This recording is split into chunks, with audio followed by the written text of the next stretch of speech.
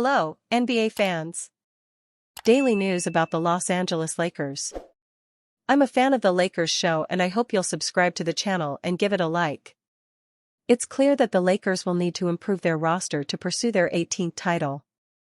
And Dalton Knecht, who has been inconsistent throughout his time with the Lakers, would be a bold move to trade.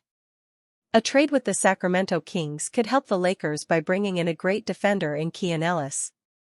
If the Lakers front office begins a search for young two-way talent in the near future, one NBA writer recently suggested that a quickly developing guard from the Sacramento Kings will be an obvious trade candidate throughout the 2025-26 season. As the Los Angeles Lakers prepare for the official dawn of the Luka Doncic era, they must keep a close eye on potential trade target Angelels, Fansided's Maxwell Ogden wrote Tuesday. The Sacramento Kings wing is entering the final season of his current contract and will be an unrestricted free agent in 2026. If the Lakers are confident they can keep Ellis long-term, then trading for one of the best young 3 and D wings in the NBA would be a no-brainer of an in-season move. Though it would certainly be difficult to pry one of the NBA's best up-and-coming role players away from the organization that gave him his shot as an undrafted prospect in 2022. The Lakers could offer up their former number 17 overall pick in the NBA draft Dalton Knecht and other valued pieces in a hypothetical deal for Ellis. At just 25 years old, the skilled guard has burst onto the scene in recent years thanks to his incredible defensive motor and lethal three-point shooting accuracy.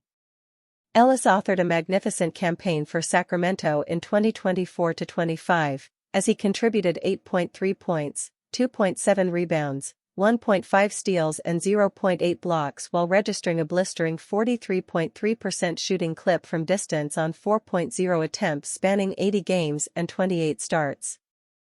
The 6'6" combo guard also posted an impressive 2.0 defensive box plus-minus on the year, further emphasizing his major impact on that side of the ball.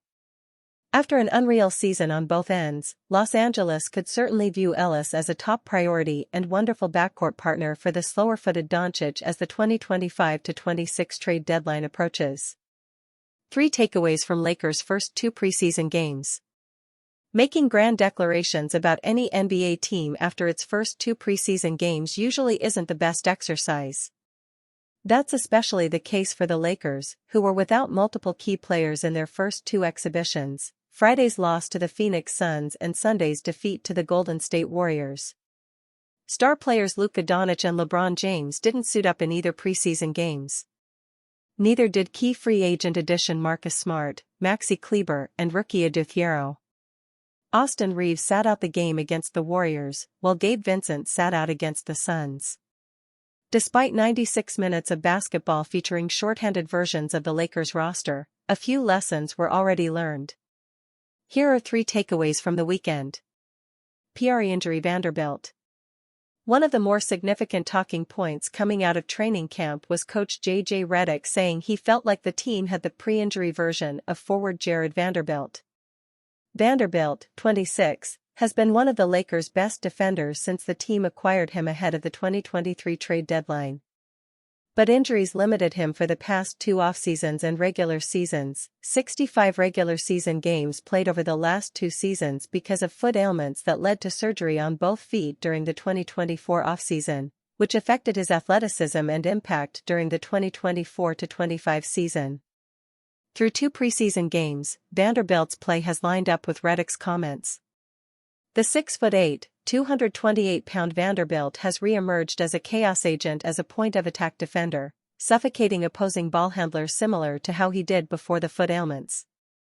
He also showed improved defensive craft as a finisher in the matchup against the Warriors, a game that saw him score 9 points on 4 of 8 shooting and make a 3-pointer to go along with 7 rebounds, 4 assists and 3 steals in 21 minutes. DeAndre Ayton, the number 1 pick from the 2018 NBA draft who is the Lakers' marquee free agent signing and will be the team's starting center, has made it clear that he's not concerned with his counting stats. And that he wanted to show he's more eager with his commitment to the defensive end of the court than his offensive numbers. His play through 2 preseason games has backed that up, with the 7-footer averaging more rebounds, 7.5, than shot attempts, 5. The Lakers have also benefited from Ayton's presence at the rim.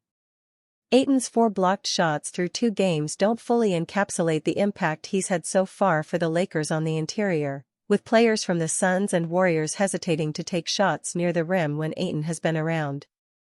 One of the biggest changes with Ayton on the roster has been the Lakers switching less and having Ayton in a drop defensively. Redick, citing the athleticism and mobility of his big man rotation, said after Sunday's game that he wants Ayton, Jackson Hayes, and two-way center Christian Koloko more at the level of screens and not dropping back as deep. Defensive woes. The defensive end of the floor was already a concern with the Lakers' roster construction, and the pair of preseason games didn't do anything to alleviate the concerns despite solid individual play from a few players. The Lakers' lack of perimeter athleticism was exploited multiple times over the weekend. And their collective screen navigation has been troublesome. But their transition defense, a long-standing concern for the Lakers, was the most concerning.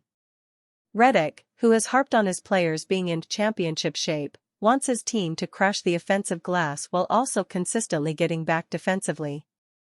They've been more successful with the former, but the latter has significant room for improvement. LeBron James' announcement is shaking up the entire NBA. Before 4-time NBA MVP LeBron James went to the Los Angeles Lakers, he made a move that revolutionized the league. On July 8, 2010, the Ohio native announced his plan to leave the Cleveland Cavaliers for the Miami Heat via an ESPN TV special titled The Decision. His statement, "I have decided to take my talents to South Beach," is one of the most iconic lines in NBA history. James formed a big three in Miami with fellow All-NBA players Dwayne Wade and Chris Bosh. This ushered in a new era defined by super teams, and the future Hall of Famer made 8 straight trips to the NBA Finals. LeBron setting up his own exit from the Lakers? Now, James will make a second decision on Tuesday via his social media. The decision of all decisions. October 7, 12 p.m. Eastern Standard Time, the 40-year-old announced on Monday. There are several possibilities for what the second decision could be. One is retiring after this year, as James will set the NBA record for seasons played, 23, when Los Angeles hosts the Golden State Warriors to open its campaign on October 21. The league's all-time scoring leader is also entering the final year of his contract, and he might not want to continue his career elsewhere given that his son Bronny James is also on the Lakers.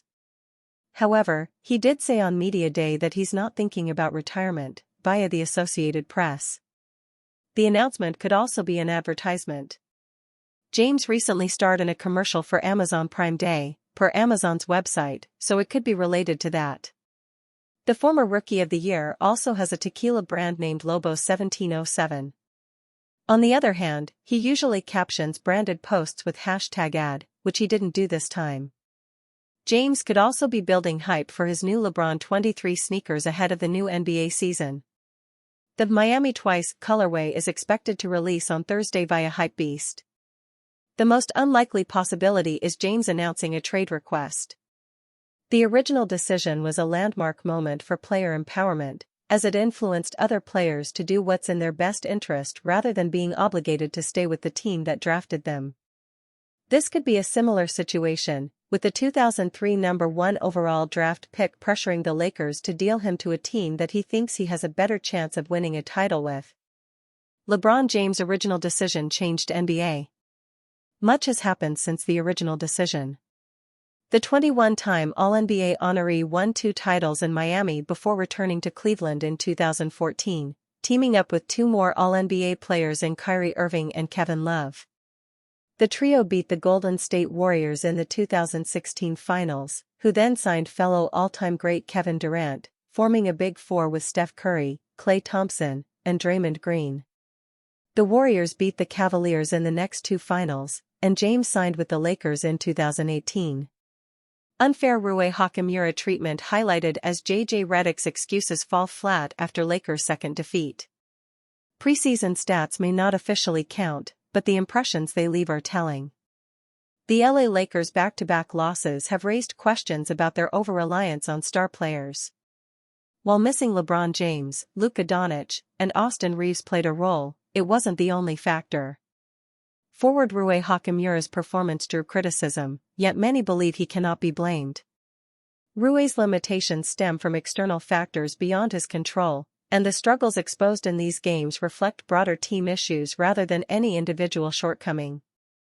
While chatting with Raj Chipalu on the Lakers Lounge podcast, Lakers insider Anthony Irwin came down heavily on the Lakers roster after the first 2 preseason games. "So I still want to be fair in some of these asks, but I do think there are like, Rui Hachimura, tonight, I didn't really enjoy. I thought he looked pretty good in the first game. I thought he looked pretty bad tonight. And it's an effort thing," Irwin stated. But Irwin wasn't pinning it alone on the young Laker. And this is at a time, Raj, where, at least theoretically, he should be trying to solidify himself as the pit starter. You know? Even though it's probably a decision that's mostly made already, well, we should be trying to make the decision, if it is indeed made, look like a good one, he further pointed out. In all likelihood, the Purple and Gold's new addition and former Defensive Player of the Year, Marcus Smart, might have already displaced Hachimura from the starting 5. Despite what Redick promises to play in the regular season, Irwin wasn't impressed with how the Lakers have played in the 2 preseason games. "I've seen a lot of loafing in the first couple of games where guys aren't really going very hard and not exactly flying all over the place in the ways that you would expect a championship condition team to be able to fly around there, or at least, flying around requires a level of athleticism, and this team is athleticism deficient." But even Irwin knows that by calling out Hachimura's effort, he's probably being too harsh. The 27-year-old scored only 4 points and 3 rebounds in 19 minutes of action, while going 2 of 4 from the field, but even if he plays well in preseason, JJ Redick has already made up his mind about whom he wants to start in the regular season. It seems like the Los Angeles head coach is all set to start with LeBron James, Luka Doncic, Austin Reeves, Marcus Smart, and DeAndre Ayton. So, no matter how hard Rui Hachimura tries, it might not even make a dent in JJ Redick's mind. Nonetheless, while the Lakers' boss might not be willing to change his starting 5 for the upcoming season, he might have to change his plans for the preseason, as he seems to be running out of excuses after his second straight defeat. JJ Redick gets called out by an insider for his excuses after LA's latest defeat. There's no doubt that the Los Angeles Lakers looked nowhere near their best on Sunday night. However, their poor start in the preseason isn't just because of the team's lack of effort alone. Even the head coach, JJ Redick's unusual decision-making, is to be blamed. The Lakers' HC pointed out after their first defeat against Phoenix how the Suns got a head start with their preseason preparations, but still, he isn't allowing LeBron James to practice with the rest of the team. Anthony Irwin called out Redick for the same while assessing the Lakers' first 2 preseason games. "Alright, so I guess it is worth pointing out that the Suns did literally have a few more practice days because they're going abroad." So, JJ pointed out after the game how the Suns were able to get to different things because they actually had those things in place. Sure. It's hard for me to hear that excuse and really care much about it when, you're just letting LeBron not practice with the guys, he said. The insider further went on to remind that Redick is the same guy who has been emphasizing conditioning a lot, but doesn't seem to follow through on it. Well, that makes a valid argument from Irwin, as the Lakers' approach to the preseason doesn't look anywhere near a championship contention side. One can understand the logic behind resting Luka Doncic after the grueling summer he's had, but resting players like LeBron James doesn't make much sense. Also, Redick has used players in the preseason who might not even get to see another time once the regular season tips off later this month. Now, will these back-to-back defeats prompt JJ Redick to switch up his tactics and use his superstars in the preseason?